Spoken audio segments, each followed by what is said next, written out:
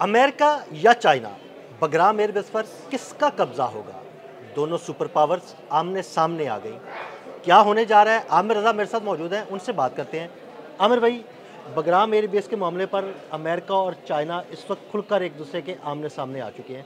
आगे क्या होने जा रहा है, हमारे नाज़रीन को बताइएगा। अब बड़ी ही अजीब सी सूरत हाल है। आपने तो दो मुल्कों का नाम लिया जिसमें चीन और अमेरिका शामिल है।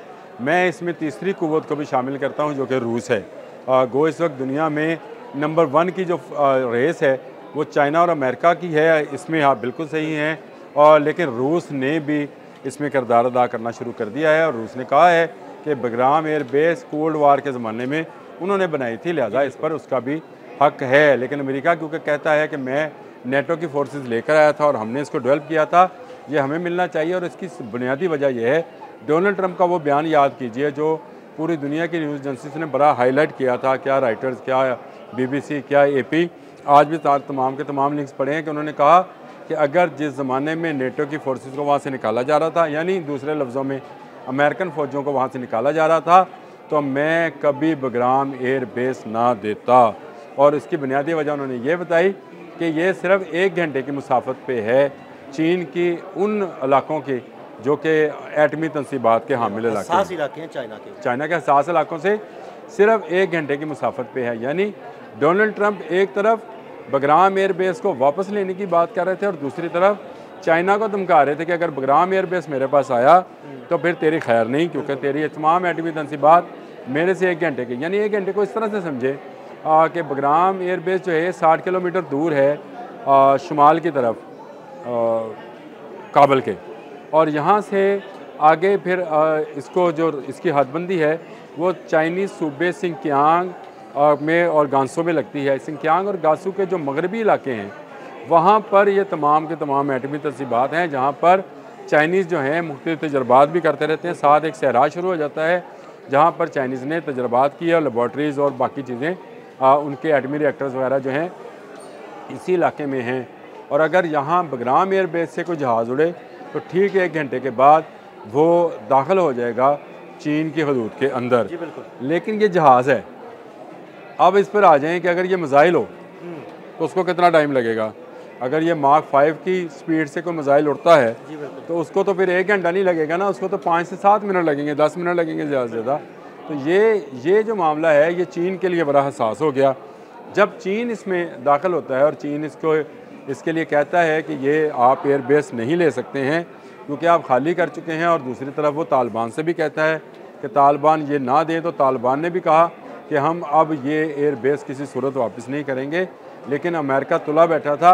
इस ज़माने में रूस ने तालिबान को अपने पास बुलाया और कहा कि ये बगराम एयरबेस अमेरिकन ने नहीं तैयार किया, असल में तो ये कोल्ड वार के ज़माने में हाँ जी, इसकी हिस्ट्री बताती है कि रशियन ने तैयार USSR ने किया था, यूनाइटेड स्टेट ऑफ रशियन जो थी उसने ये तैयार किया था, और इस पर हक हमारा भी है। यानी जगह ये अफ़गानिस्तान की है, कब्ज़ा इस वक्त तालिबान का है, लेकिन इसके दावेदार 3 आगे सामने। मैं 3 दावेदारों से मुराद ये है कि 3 सुपर पावर्स, अगर आप चलें किसी तौर पे हम कहते हैं कि चाइना इस वक्त नंबर 1 है, नंबर 2 पे अमेरिका है, नंबर 3 पे रशिया है। तो तीनों एक बड़ी कुव्वतें हैं इस दुनिया में। दुनियावी कुव्वतों को अगर देखा जाए तो इस वक्त इनके पास फ़ौजी ताकत ज़्यादा है।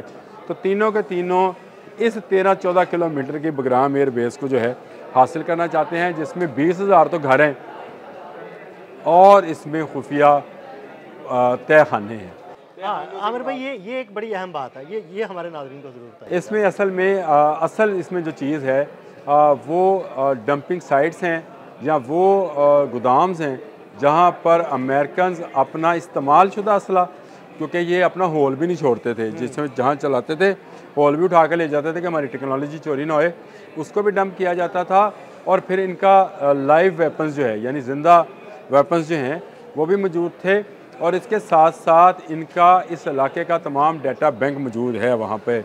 बगराम एयरबेस पर अगर कोई भी मुल्क आता है, चीन हो, अमेरिका हो, रशिया हो, हमें इससे गर्ज नहीं है, कोई भी मुल्क आता है तो आप अंदाज़ा करें कि वो एक साथ एक तरफ रशिया को कंट्रोल कर सकता है, या रशिया के लिए एक थ्रेट होगा, चीन के लिए थ्रेट होगा, ईरान के लिए थ्रेट होगा, और वस्ती एशियाई रियासतों के लिए थ्रेट होगा।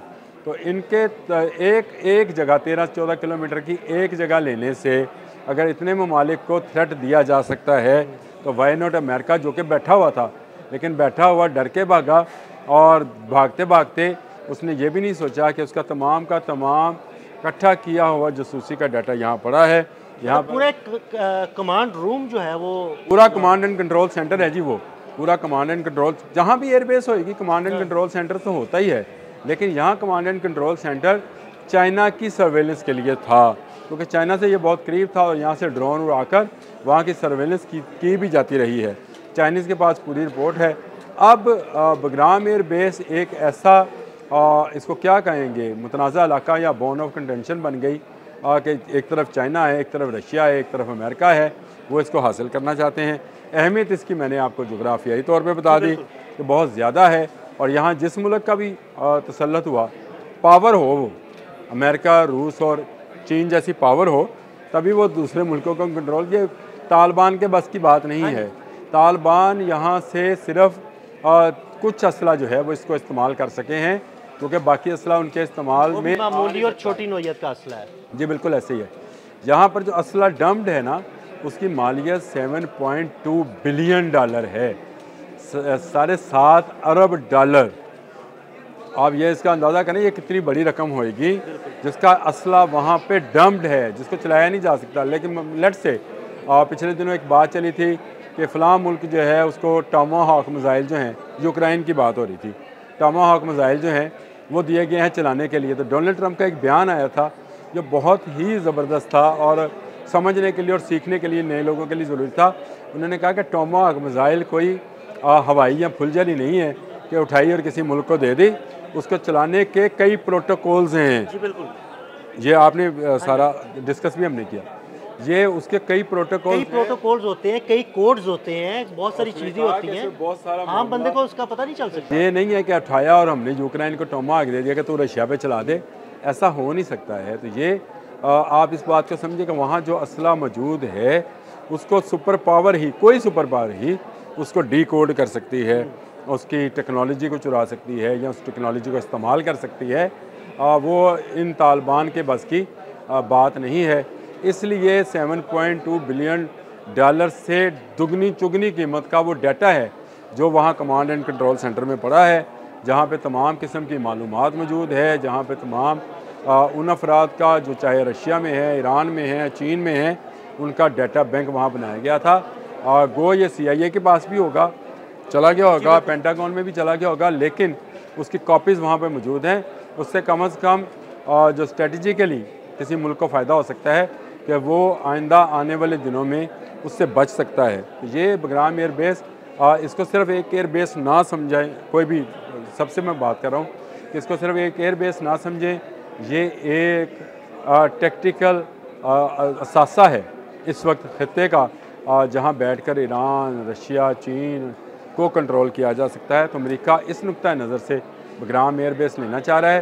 तालिबान अभी तक रजिस्ट कर रहे हैं, और रजिस्ट करने का मुझे ये लगता है कि जैसे उनका मतलब है कि जो ज़्यादा कीमत देगा। आमिर भाई इन्होंने बिक जाना है, मैं आपको बता दूं, वो तो पैसा फेंक तमाशा दे। तालिबान जो हैं वो मेरा ख्याल अपना रेट बढ़ा रहे हैं, शायद हो सकता है।